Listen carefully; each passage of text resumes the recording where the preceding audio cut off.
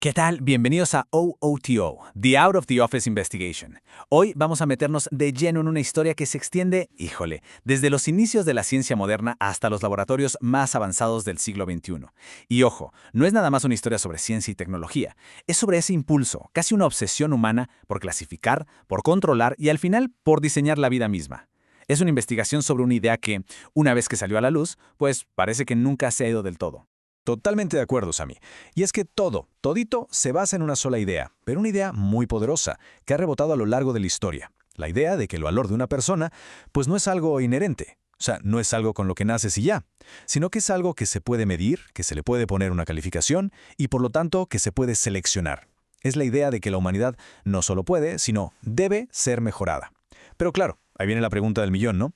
¿Mejorada bajo qué criterios? ¿Los de quién? Y esa es justo la pregunta que nos sigue a todos lados, ¿verdad? Porque, a ver, la tecnología ha cambiado de una forma increíble. Es un salto cuántico literal. Pasamos de usar esos compases de metal, los calibradores para medir cráneos, a usar secuenciadores genéticos y algoritmos súper complejos que nos dan puntuaciones de riesgo poligénico. Las herramientas son otras, sí, pero la pregunta de fondo sigue ahí, flotando en el aire. ¿Será que esta nueva era de selección genética de verdad nos lleva a un futuro más sano, sin enfermedades terribles? ¿O será que lo que estamos escuchando es el eco, como un fantasma, de una ideología muy peligrosa que ahora se está reescribiendo en el mismísimo código de la vida? Para entender bien el debate de hoy, Chris, creo que es clave que nos regresemos al principio, a donde se construyeron los cimientos de todo esto. La Ilustración, allá en el siglo XVIII.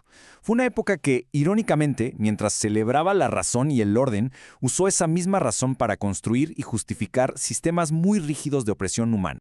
Así es. De repente, ese afán por clasificarlo todo, que funcionaba de maravilla con plantas y animales, se le aplicó a los seres humanos. Y gente como Carl Linnaeus, en su famosísima obra Systema Naturae, no nada más agrupó a las personas por su lugar de origen o su color de piel. No.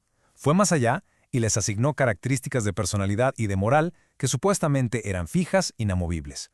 Por ejemplo, llegó a decir que los europeos se regían por leyes, pero que los africanos se regían por el capricho. Y esto hay que decirlo claro. Nunca fue un ejercicio científico neutral. Fue la creación de una justificación científica para el prejuicio, disfrazando la cultura de biología. Y justo ahí, Sammy, el simple acto de clasificar se transformó rapidísimo en el acto de medir.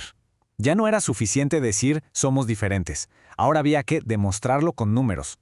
Para el siglo XIX, médicos como Samuel George Morton llevaron esta idea a otro nivel, con algo que hoy llamaríamos la estética de los datos.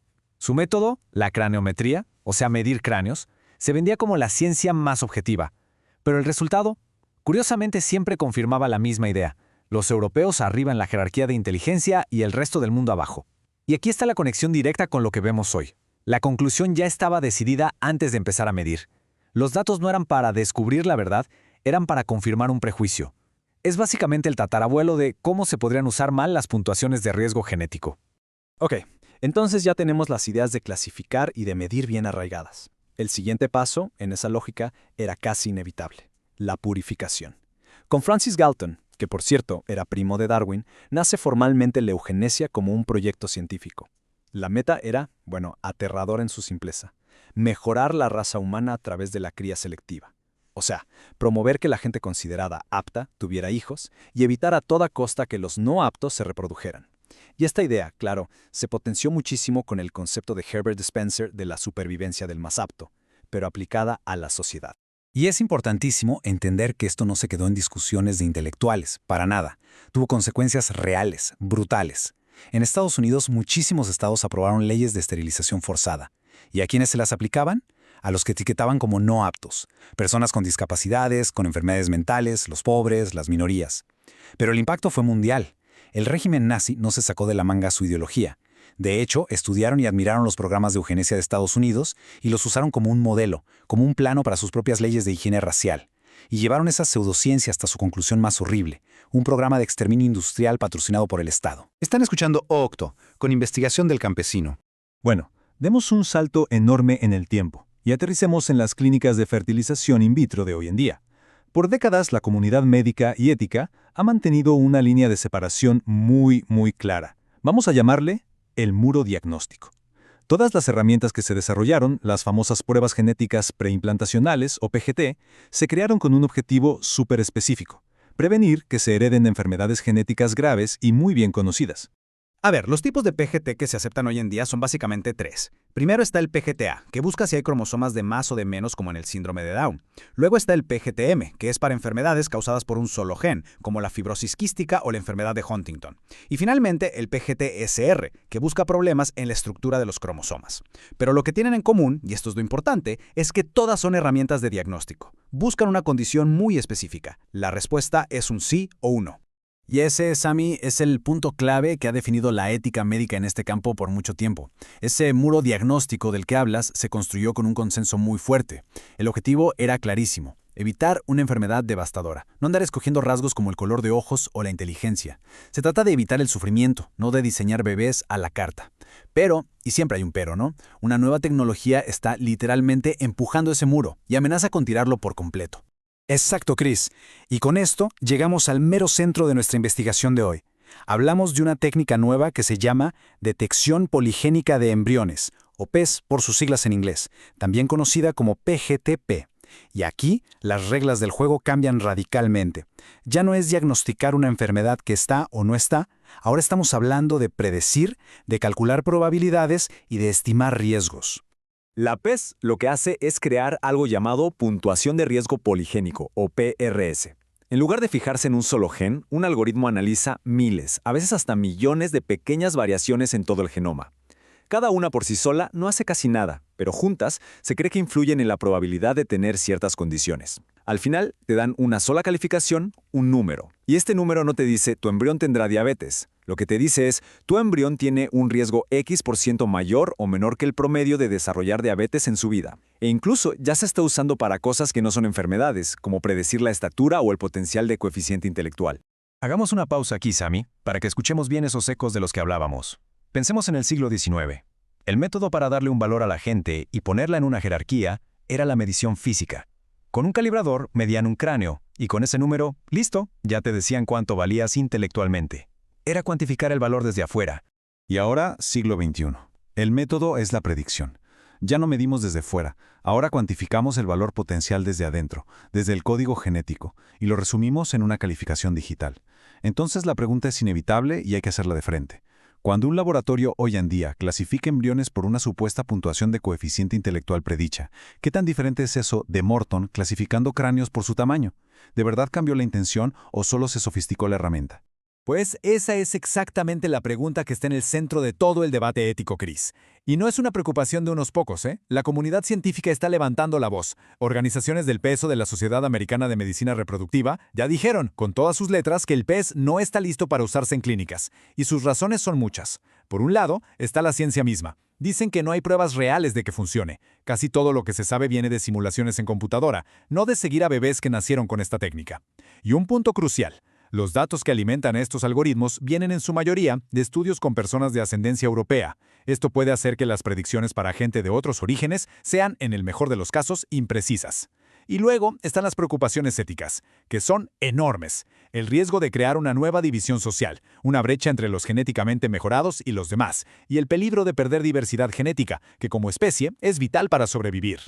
Y a pesar de todo esto, Chris, a pesar de las advertencias de la comunidad científica, el PES ya es un negocio que está creciendo a toda velocidad. Empresas como Genomic Prediction, Orchid Health o Myome nos están esperando a que haya un consenso ético o una regulación clara. Ya están operando en cientos de clínicas por todo el mundo, ofreciéndoles a los padres esta tabla de calificaciones para que comparen y elijan a sus embriones. El mercado se está moviendo mucho más rápido que el debate. Y claro, este empuje comercial tiene paralelos pero muy incómodos con ciertas figuras modernas que andan jugando con estas ideas. Por ejemplo, los planes documentados de Jeffrey Epstein de usar su rancho para inseminar mujeres y sembrar la raza humana con su propio ADN. Eso no era nada más la locura de una persona. Era una versión moderna y grotesca del sueño original de Galton. Es exactamente el mismo impulso de la eugenesia de antes. La fantasía de fabricar una clase superior de humanos diseñados por una élite. Están escuchando OOTO, con investigación de El Campesino. Hasta ahora, Chris, hemos estado hablando de seleccionar el mejor embrión de un grupo que ya existe. Pero la conversación ya se está moviendo a otro nivel. La siguiente frontera, la que realmente puede cambiarlo todo, es la de reescribir activamente el código de la vida. Dejar de ser seleccionadores para convertirnos en diseñadores.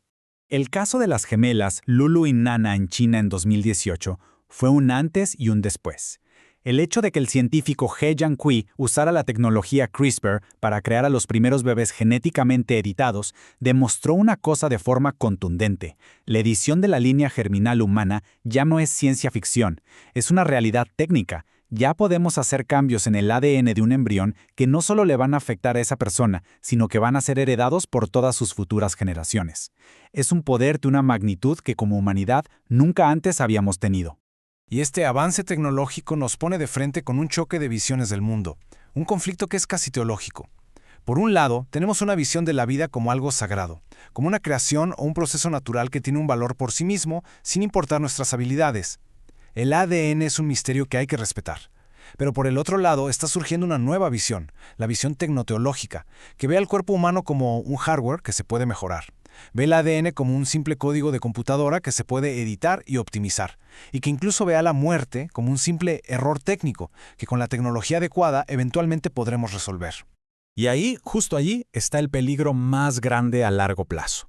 Conforme tengamos la capacidad no solo de elegir, sino de diseñar, de reescribir y, claro, de patentar secuencias genéticas humanas, la idea misma de ser dueños de nuestra propia biología, nuestra soberanía natural, empieza a desaparecer. El ser humano corre el riesgo de convertirse, aunque sea en parte, en un producto con derechos de autor. Lo que nos deja con esta última pregunta, que ya no es para un futuro de ciencia ficción, sino para ahora. Mientras seguimos por este camino, convirtiendo el mapa de la vida en un código que se puede editar y hasta comprar, tenemos que decidir en qué nos queremos convertir y qué estamos dispuestos a sacrificar. Y la pregunta final es, si la humanidad se convierte en un producto, ¿quién va a ser el dueño de la patente de la siguiente versión? Esa, CRES, es una investigación para otro momento.